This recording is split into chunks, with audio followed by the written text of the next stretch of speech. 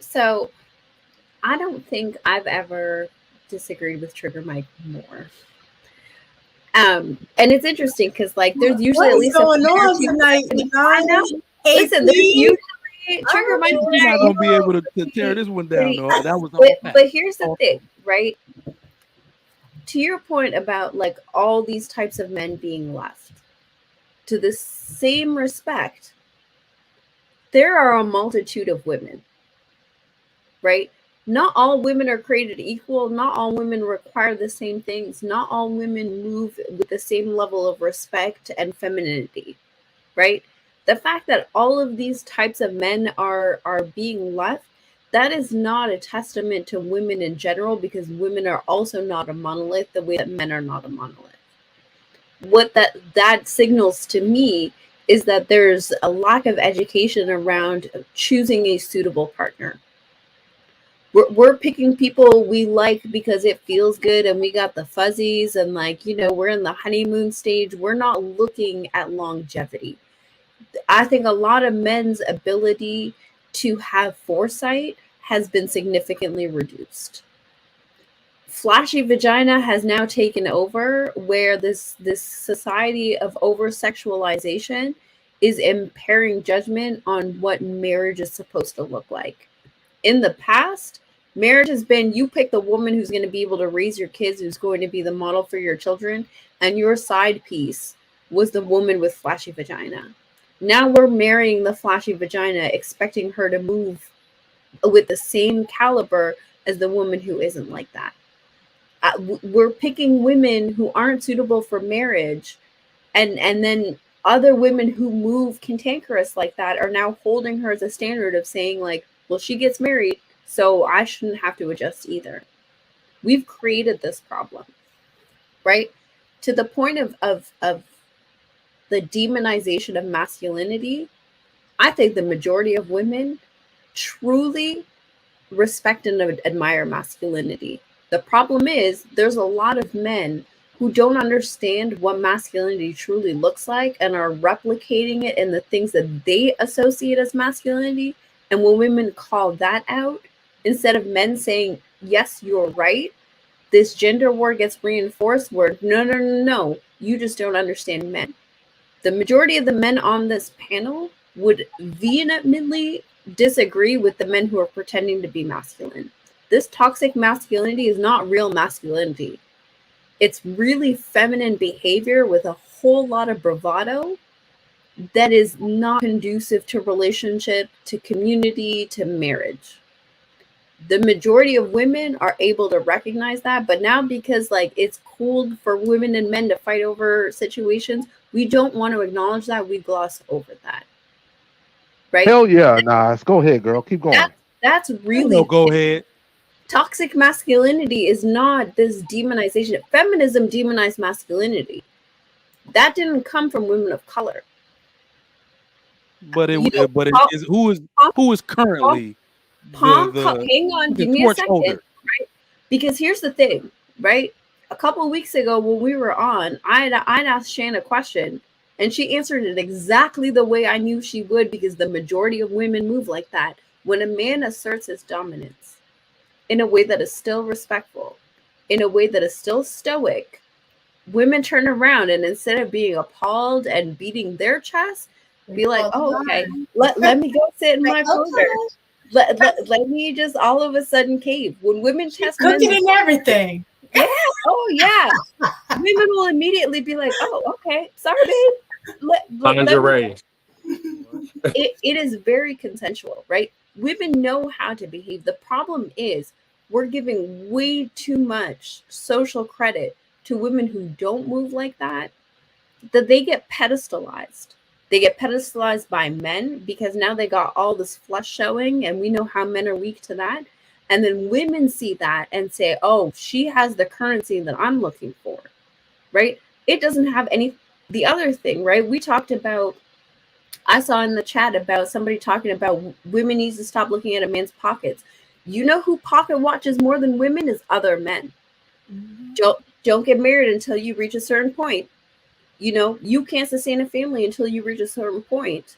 you shouldn't do this. You can only get women if you reach a certain level.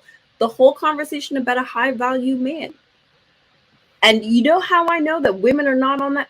Pookies and Ray Rays would not get as much flack as they do if women were truly pocket watching the way men accuse them. They wouldn't, right? Like, I think we need to have a way more like grounded conversation in what's actually happening out there than some of these talking points, because we will never get into a solution if we keep reiterating the same points. I have never more like disagreed with Trigger Mike more, and I'm so sorry I came so hard at you, but like, I know It's you fine. could do It's better fine. than I'm this. still right. I'm still right.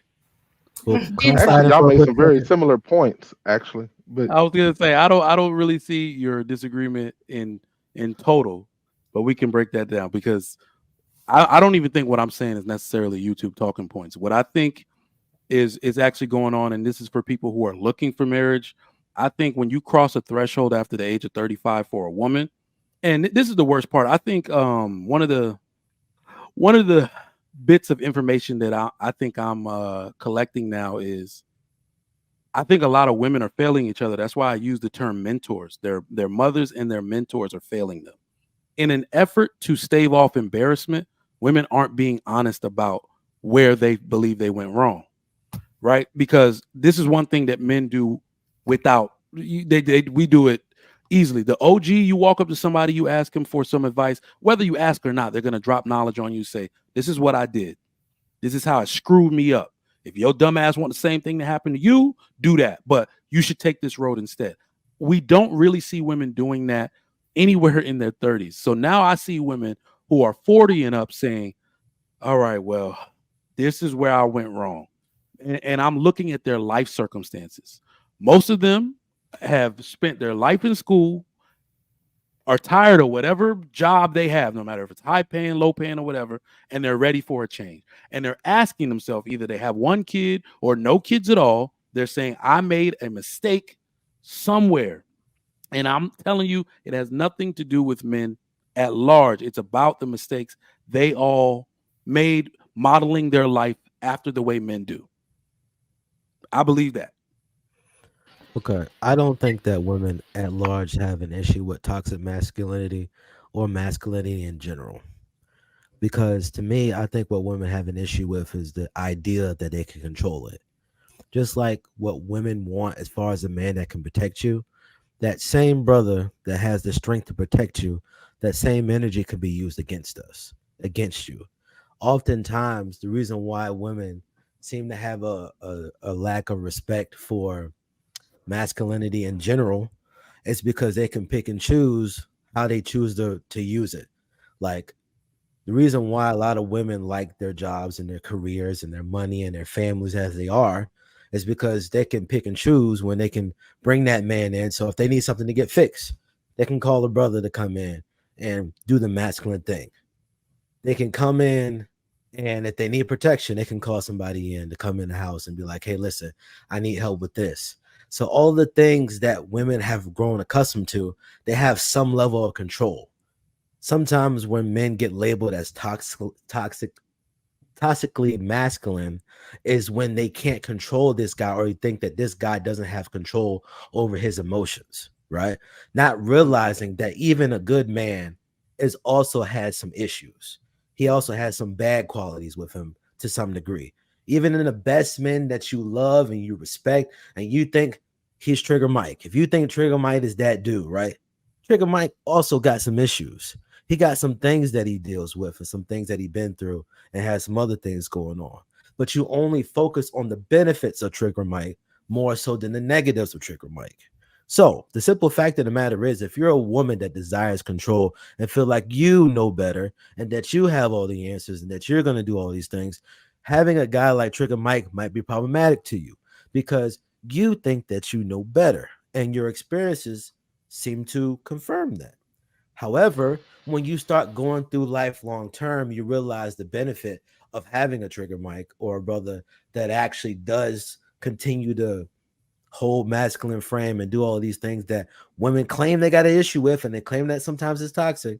But the simple fact of the matter is I believe, to go back to the overall point, The only way that men and women can continue to move forward in the long run is if we find something to agree on. Because how can two walk together unless they agree? The reason why we're bickering left and right is because we say that this is the problem and the women said this is the problem.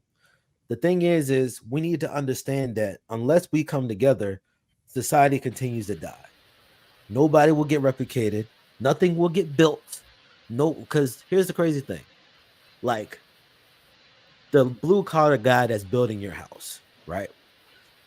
He is perfectly fine living by himself for a long period of time.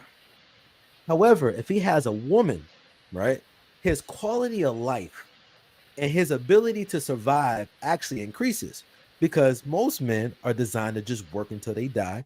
But women, a smart woman will notice, hey, listen, I understand that you're doing this thing for us, but if you do it this way, you might actually not have to endure some of the pain that you're feeling. So I think that what I was taught, because I was taught multiple different ways that a husband is a skillful manager of the household, right? And that he has the grace to lead, right? But I think that women were given something that's different than men. They will have been given some special spiritual wisdom, right? That helps challenge and humbles men to some degree. Because if we had all of the grace to lead and all of the wisdom, we would have no need for women. And I think with the balance between men and women, as far as what they were innately given by God, in my opinion, we're only going to be able to continue to move forward if we're able to work together in some form or fashion.